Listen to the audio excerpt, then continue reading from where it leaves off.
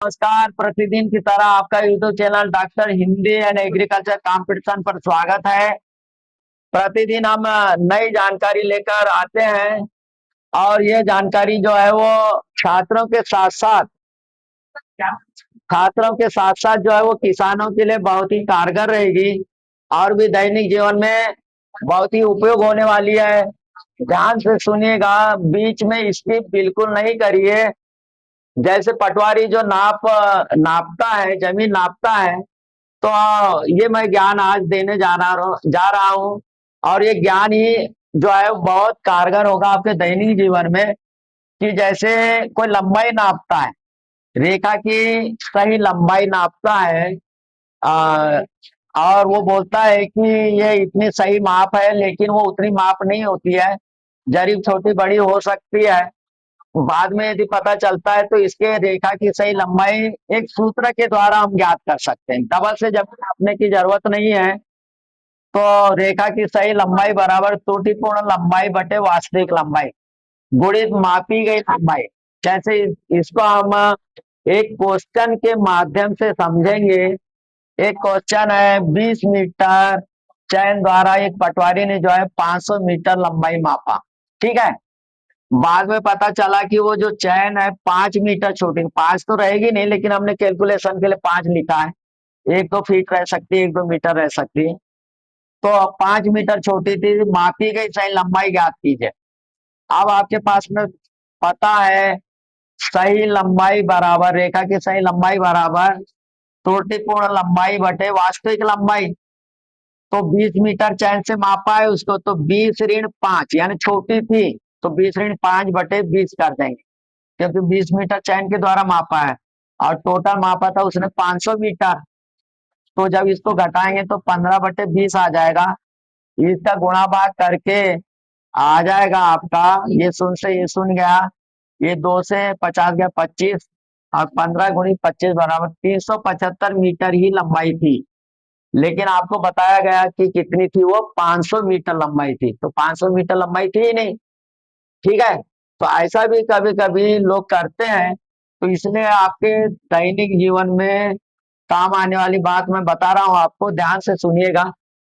Next बात ले हम कि 20 मीटर चैन के द्वारा जो है 500 मीटर मापा गया। बाद में पता चला कि चैन जो है वो 5 मीटर बड़ी थी। तो सही लंबाई कितनी रही होगी उसने जो मापा, तो 5 मीटर बड़ी थी, मतलब कि हम क्या करेंगे, 20 मीटर चैन से नापा था उसने, तो 20-5/20 कर देंगे। यानी बड़ी थी तो 5 मीटर बड़ी थी, तो 20-5/20। और 500 मीटर मापा था। जब इसको काट देंगे, गुणा भाग करेंगे, तो ये आएगा 625 मीटर उस रेखा की लंबाई थी। इसमें जो है वो बेचने वाला, जमीन बेचने वाला जो है वो नुकसान में रहेगा, हानि में रहेगा, क्योंकि वो 500 सोच करके दे रहा है, लेकिन वो 625 मीटर लंबाई की है। ठीक है।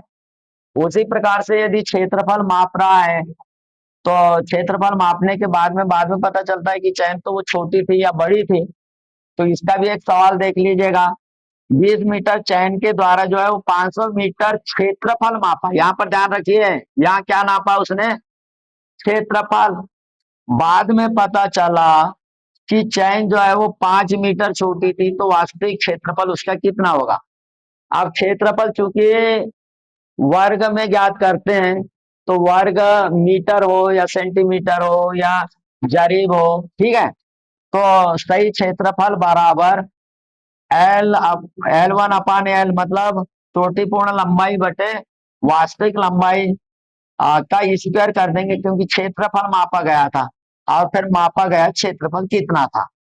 तो 20 मीटर चैन के द्वारा मापा गया था, तो 20-5/20 कर देंगे और इनका पूरा होल स्क्वायर कर देंगे, यानी 15/20 का होल स्क्वायर हो जाएगा, गुणित 500, क्योंकि 500 क्षेत्रफल मापा था उसने। तो ये आ जाएगा 15 का स्क्वायर 225 और 20 का स्क्वायर 400 और गुणित 500। तो इसका गुणा भाग करने के बाद में आ जाएगा 281 जो है वर्ग। अब क्षेत्रफल है तो ये वर्ग मीटर आ जाएगा। ठीक है। तो उसने 500 मीटर मापा करी। ठीक है। तो ये भी आप अपने दैनिक जीवन में इस बात को उतार सकते हैं।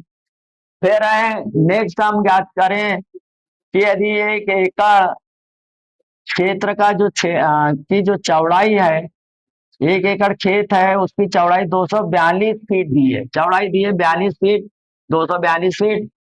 तो लंबाई ज्ञात करना है। अब आपको मालूम है कि 1 एकड़ बराबर 43,560 वर्ग फीट होता है।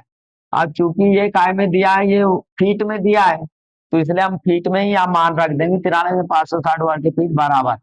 लंबाई हमको ज्ञात करना है, तो 100 रख दिया, और इधर चौड़ाई जो मापी गई थी वो 242 थी, तो 43,560 बराबर 242 एक तो हो जाएगा ये, इसलिए 100 बराबर 43,560 वर्ग फीट अपान 242 कर देंगे।